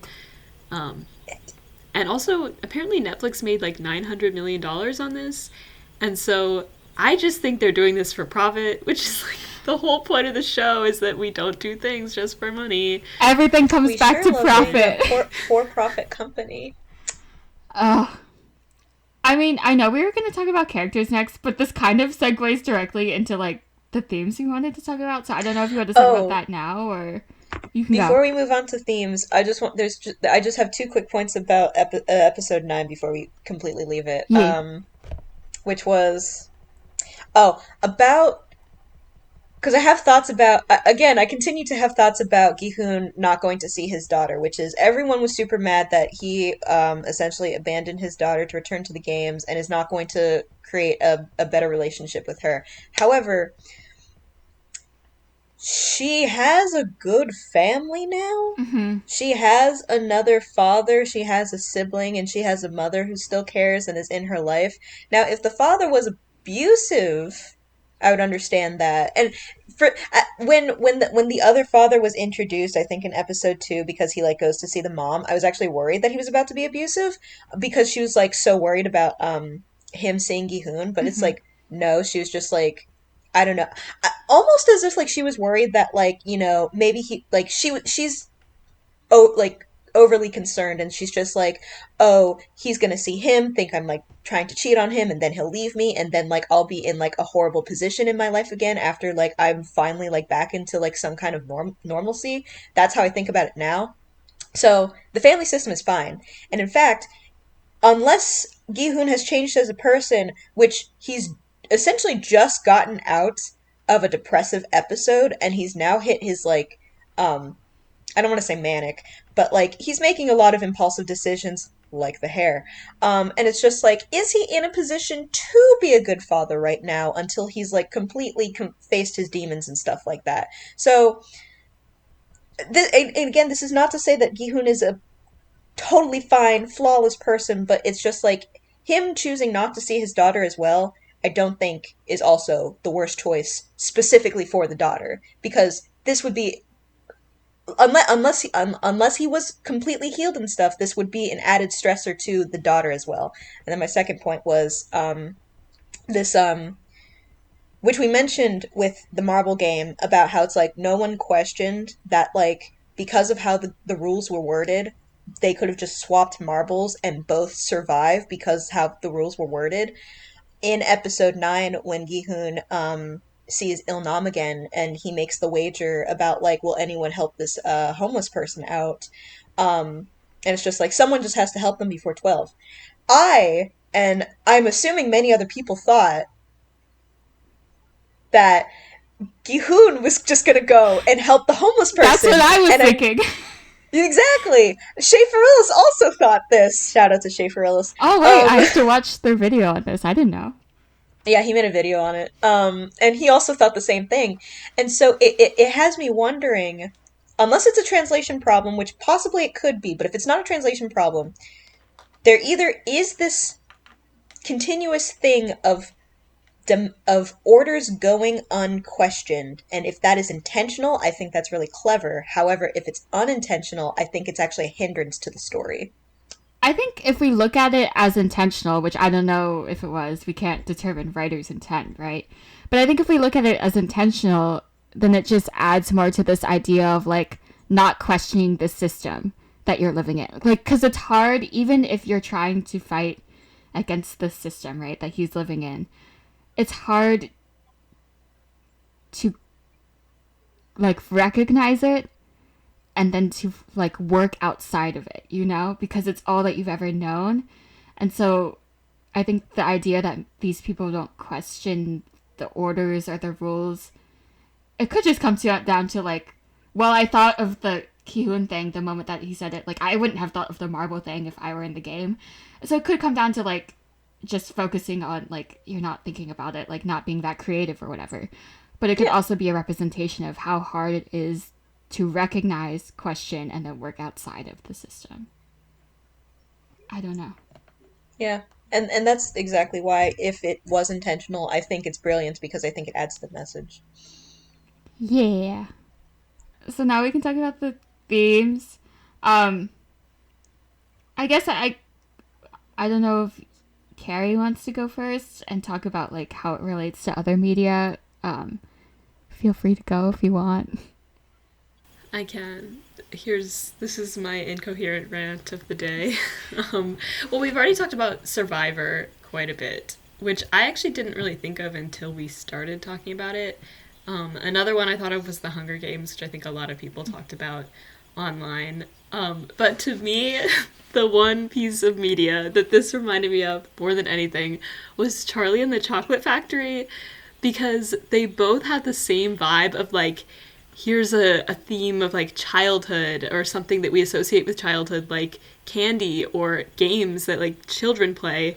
And there's even that episode that's all about like the candy game. And then those things being corrupted by like greed and capitalism and things that you grow up and discover when you're no longer a child. So for instance, in the Charlie and the Chocolate Factory movie, the first one, which I think is actually called Willy Wonka and the Chocolate Factory. I don't know if I have that right. So. Yeah, I think so. That's correct. That movie is terrifying. Like, I consider it a horror movie. It's so scary. These kids, like, win the chance to go into the chocolate factory, and winning those golden tickets to me is, like, almost the same as that game they play where the guy slaps you in the face and gives you money. Because you think you're going into something exciting, and for the kids especially, they're like, it's literally like letting kids loose in a candy store, and then horrifying things start happening to them, like Violet turning into a giant blueberry or Augustus drowning in the chocolate river, which traumatized me as a child. That's terrifying. So scary. And it's so scary. It's like scary. And that's why I'm claustrophobic to this day. No, but like, at the end, Charlie is the only one who remains, and the prize he gets for, like, winning, basically, even though it's not presented as a game or a competition, is that he gets to inherit the chocolate factory, which is basically, like, a monetary prize. Much like in Squid Game, where people, now it's adults going in to play children's games, but the stakes are literally deadly, and the prize is money. I don't really know where I'm going with this, again, but basically, I just think it's really interesting that like, childhood and these things that are associated with childhood can be so effective to make these critiques of capitalism, because I guess it's true that, like, from the time we're children, if you're growing up in a capitalistic society, like, you're going to be impacted by it, but you kind of live in this, like, false sense of security until you become an adult and enter the real world, and then it's like, all bets are off. Yeah, that's all. No, I thought that was such a brilliant comparison when you brought it up, like, before the podcast. I was like, she's so right. Like, everything is there. The only thing I can't remember, because I haven't seen the old movie or the new movie in a while, Willy Wonka and the Chocolate Factory and Charlie and the Chocolate Factory, whatever, the two movies. I can't remember how the ending is presented. Like, is it presented as happy when Charlie wins? Because I know he comes from, like, a poor family, and so, like, do they present it as happy that now he has all this money, or is it presented as, like, a scary thing? I can't remember. I don't remember how it's portrayed in the old movie, but it's definitely a good thing in the new movie. That's what I thought. I think I remember his grandpa, Yeah. like, dancing or something in the new movie. I could be wrong. Like, because at first, Wonka's gonna ruin... Johnny Depp's Wonka's gonna ruin it for him. Like, oh no, you can't be with your family. Who needs a family? And then he's just like, well, if I can't have my family, then I don't want it. And he's just like, but I need a successor. Okay, you can have your family. He's like, I have no children. Child. Take this. Yeah. Yeah. Yeah, I also didn't remember that, but I think it's like, he's also, like, but much like Gyun, like, he wins this prize at the end after having been through, like, serious trauma. Like, if you had to watch somebody drown in a chocolate river right before your eyes, like, I would never get over that, no matter how much money you give me. And I can't decide which one is more terrifying in the old or the new movie, but in the old movie, once the kids are taken away after they've been, like, damaged by their decision, you never see them again. Yeah. Whereas in the movie, they're Yeah, all you walking see them. out, but they're all Yeah. You see them, like, but they're Yeah. completely, like, Yeah. disfigured. One's still blue. It's, the one scary. kid who shrank and they had to stretch him. Oh, yeah. And he's literally just like that, like, wobbly thing at like a car sales thing. It's almost worse seeing them. It's almost worse. Yeah. Um, It's like, in the original movie, like, it's almost implied that they die. yeah, that's what I thought Yeah. happened in the original. Yeah. I think I read the book a bunch as a kid. I remember reading it, like, over and over. But now I don't remember what happens. I think they live, but I think they live, but at what cost, kind of. Yeah. I don't know. I thought that was so brilliant. Carrie's mind makes connections that no one else can see. Genius. Big brain Genius. connections. The genius on the podcast. I wouldn't go that far. I guess, like, one of the biggest questions I had related to the theme, and it kind of ties back to, like, everything that we've already said, especially concerning there being a season 2, is that, and this is something that we would talk about, I was a film major in college, guys, in case you didn't know. I had a concentration in Oh, film. wow. Which means I took 3 film classes. We're, like, experts here, obviously. Seen We're a lot of experts. Red Letter Media and Lindsay Ellis. Ooh, Victoria, the real. I've watched a lot of movies I've seen in my Hot day. Fuzz. I know who Edgar Wright is. I've seen Edgar Wright. I just wanted to say, like, something we talk about a lot, especially about films that were, like, criticizing capitalism or something like that, or criticizing the movie system. To what extent, since they are still movies that are commodities that are participating in this system of, like, making money and stuff like that, to what extent can their message, like, still be taken, like, as having an impact? Like, is their message being limited by the medium, by being something that is still a commodity? And this is something that I thought about a lot with Squid Game especially because it became such a big thing on the internet because it's getting a season 2 because it's making so much money. Because when you go to the store now during Halloween, you see costumes to dress up as the different pink men people, and you can choose to be a triangle, circle, or square. Or because when you go on LinkedIn, you see people posting like, these are the lessons for being a great business person that you can learn from the different games in Squid Game. Like, I don't think that's the lesson we were supposed to get from Squid Game. So, like, all these things that you see, I wonder, like, I think people know what the message of the show is. I think it's pretty obvious. But at the same time, are we enacting it? Like, how much is the commodification of the show limiting it? And I don't want to place the blame on, like, the writer or the cast or anything, because this is the nature of media, right? Like, not only is film especially something that is a commodity that will make lots of money, that is based off of like making money and all of that, but also like once an artist or a writer or whatever makes a piece of work and releases it out to the public, they're no longer the sole person that can determine the meaning of this piece of art. It's something that people individually and collectively will derive on their own, right? So I'm not trying to blame them in any way because that's just how the system is. I just wondered what your thoughts were on like how the message of the show is impacted by all of this. Because every time I see like a Squid Game themed something out in the mall, specifically something that's related to like the pink guard people, I'm just shook. Yeah, I'm also shook. I was in the mall this past weekend and I walked past like one of those mall kiosks and it was just like Squid Game merch. They had like all the different masks and the little plushies. And I don't know, I just think, because like when I watched the show the first time, I remember being like genuinely very shocked by it and very disturbed, and like I found it hard to watch because it is so violent. And then I see people just like, we're gonna dress up like this is for Halloween. I don't know how you kind of go from watching the show to let's dress up in fun costumes. Because I don't know, I didn't have fun watching. Like, I loved the show, but I didn't have fun watching it. I'm curious. This is not important, but what are the plushies? Like, are they plushies of the pink dudes? They're plushies of the pink dudes. Yes, they're plushies of the and they're like objectively Victoria very thinks they're cute. But I'm also like, I did have nightmares about these guys, so I don't know. They have huge circle head and tiny bodies, so of course they're gonna be adorable. And That's what I was imagining, yeah. Yeah, and Carrie, Yeah. did you pass by the kiosk at the Columbia Mall? No, it was Okay, so I was at it was the Annapolis Mall, which now I'm Annapolis? like, is this in every mall? It is in every mall. Okay, so at the Arundel Mills Mall, I work there, and it's the one I go to the most. The kiosk that has it just also has like a bunch of other toys, so I was just like, okay, it's literally the kiosk that also has like a bunch of Among Us and Squishmallows, so they're just trying to do like any like popular thing right now.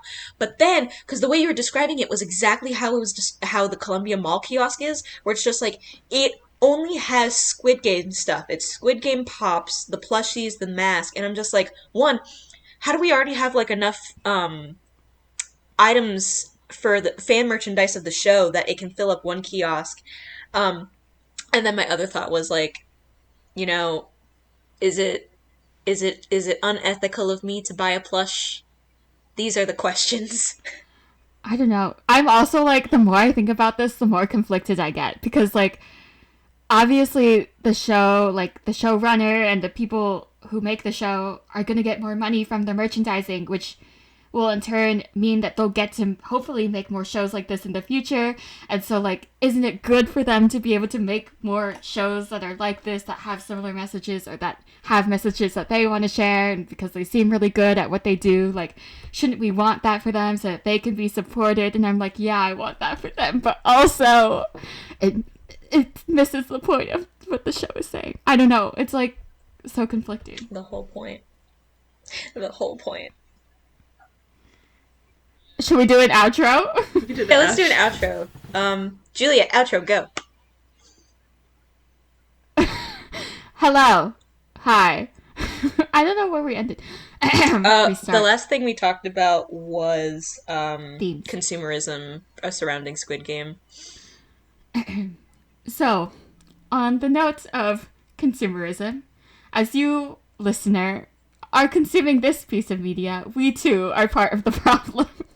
Even though we don't have that big of a fan base and you're probably like And our we're not only getting paid listener, for this. and we're not getting paid, we are still creating something for consumption and thus maybe part of the problem. Who knows? Debate that amongst your friends or whatever. This has been our episode on Squid Game, episode 4 of the A Bagel and a Donut podcast. If you've stayed with us this long, thank you, because this is a really long episode.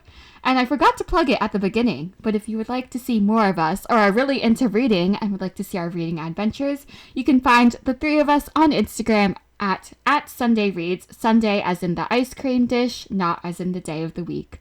So it's been great getting to talk to y'all, and we hope that you'll come back for our next episode. Bye! Bye.